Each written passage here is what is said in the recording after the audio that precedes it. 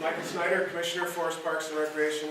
Thanks for the chance to be here visiting with you. I think Chuck, Secretary Ross did an excellent job of giving me kind of a big picture overview of the initiative and major points of accomplishment over the last year. I think I'd like to take the opportunity to dive in a little bit deeper into, specifically into big surprise forests.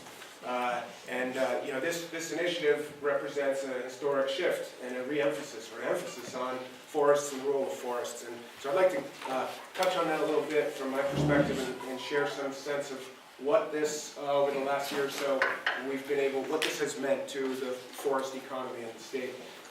I would start by saying my working premise is that forests matter. Vermont is forest strong. It is a major component of our economy, the forest economy. It's $1 billion or so out of a GDP of $26 billion. That's significant. I would also say, though, that it's the bedrock, the foundation of our rural economy. And it provides much, Vermont's forest. We are very lucky to be 75% covered in trees because of all that it does for us. It's foundational to our quality of life. I think you are aware it's the scenic backdrop to a very important tourism economy. It's the natural infrastructure to a very important outdoor recreation economy. It also contributes, as I said, massively to our economic capacity, and it provides what we think of as ecologic resilience. We are extremely lucky to have such a forested state and generally in very good condition. Our interest is in sustaining that. That's really what it comes down to. I believe we're fortunate, and we have an opportunity to continue benefiting from our forest strength. So sustainability is a word that gets tossed around to the point where it often loses meaning. I'd like to circle back to it and suggest that when I speak of sustainability in terms of forests, there's three components. It's not sustainable if it's not ecologically sustainable, culturally or socially sustainable, and economically sustainable. That's why we foresters say, you know, we are ecologists who practice in the real world. We deal with the realities of economics, for example. We are not separate from them. And that's really important, and that is a major connection for this initiative. Our intent is in sustaining all forests and all that they provide. And so to do so, we need to be mindful of the ecologic, the cultural, and the economic components. And I'd like to give you a quick snapshot, kind of a status report of each element of Vermont's forest. The ecological status of Vermont's forest, I would say, is pretty darn good. We are 75% forested. Generally, those forests are in relatively good shape, although it is important to understand that there are some seriously disturbing trends in the ecologic health of our forests. Increasing mortality, decreasing growth, parcelization, fragmentation, conversion to non-forest. We have increasing numbers of forest parcels, decreasing sizes of forest parcels. Those present real challenges for working with the land. Increasing numbers and challenges from pests, invasive plants, invasive insects, pollution, stressors of all kinds on the health and resiliency of our forests. And I haven't mentioned climate change or other uncertainties in our world. We are seeing still have a positive growth to removal ratio. That is in terms of how much we grow relative to how much we harvest. It's still positive, but whereas 20 years ago it was about 3-to-1 growth to removals, it's now under 2-to-1. It's about 1.5-to-1. So that's still positive, but again, going in the wrong direction. It's a disturbing trend. Summary, ecologically, we're in pretty good shape. We have a lot of forest, but there are some unsettling trends. Culturally, I would say it's not that good. We have what we have largely owing to our history, a heritage of working land use, but our demographics are changing very quickly. So the distressing trends in the cultural or social element of our forest systems would be what I would call an awareness gap, a literacy gap about what forests are and what it means to work with forests. More and more people in Vermont are not of the land or from the land. They don't come from that history of working with the land. And we know from working in our department very closely with the 88,000 private landowners in the state that more of them don't understand and in fact are somewhat hostile to working with the land. That's a really important consideration. So that leads to negative perceptions.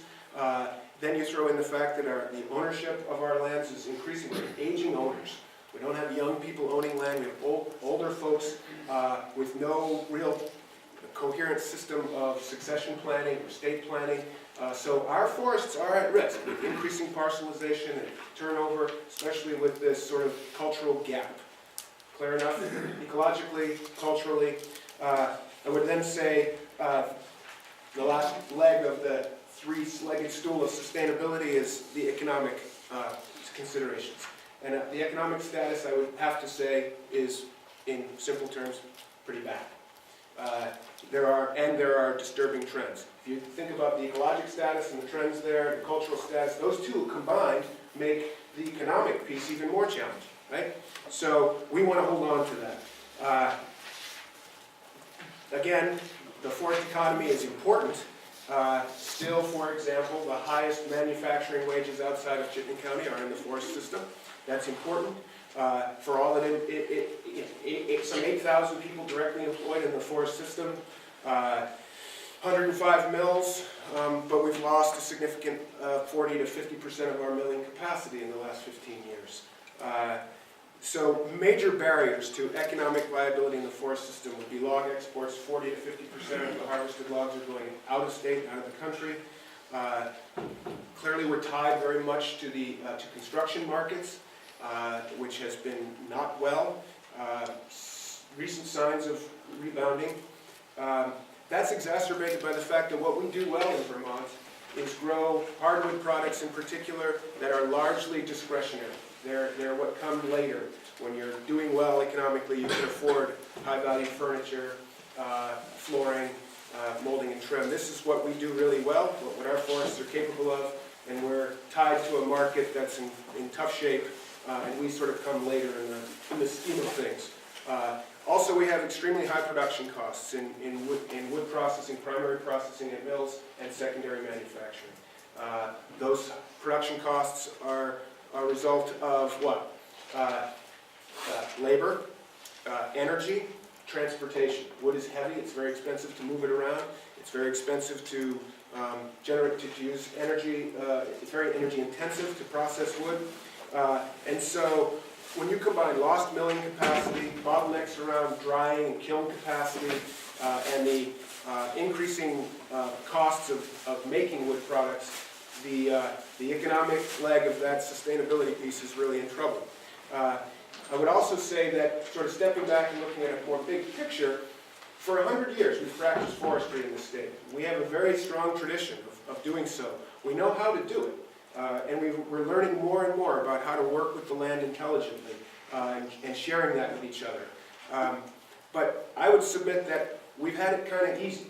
We are moving now, we're on this tipping point from an era of expansion, largely due to changing land use from agriculture back into forest around the state. We've benefited from about 100 years of expansion in both area and volume of forests. Of area of forest and volume of wood, to now it's going the other way. We're looking at maybe tipping towards a much more challenging era, an era of decreasing volume and area. So we've done well, but we've kind of been lucky to this point.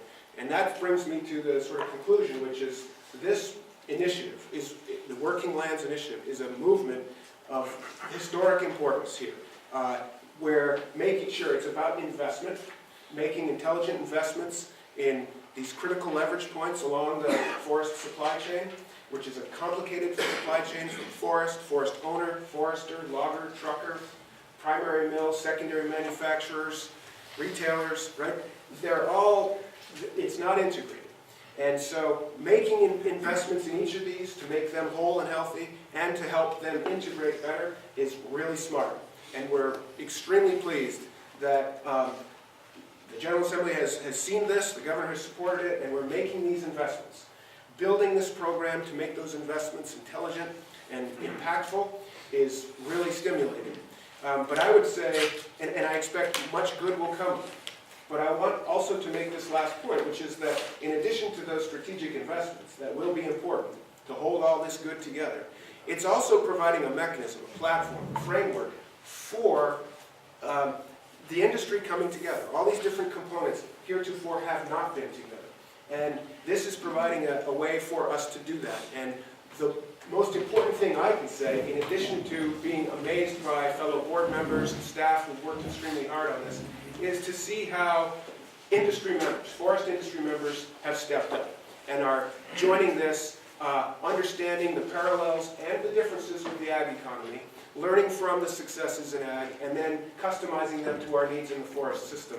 This is really gratifying to watch this happening and see the industry coming together, most critically to help build a full forest economy, a forest industry systems analysis, an asset map describing what is it made of, what is this forest system, what does it look like, what are the attributes, and then where are the gaps for its healthy function. Having that come from private sector industry folks is critical. We're here as government to try to help.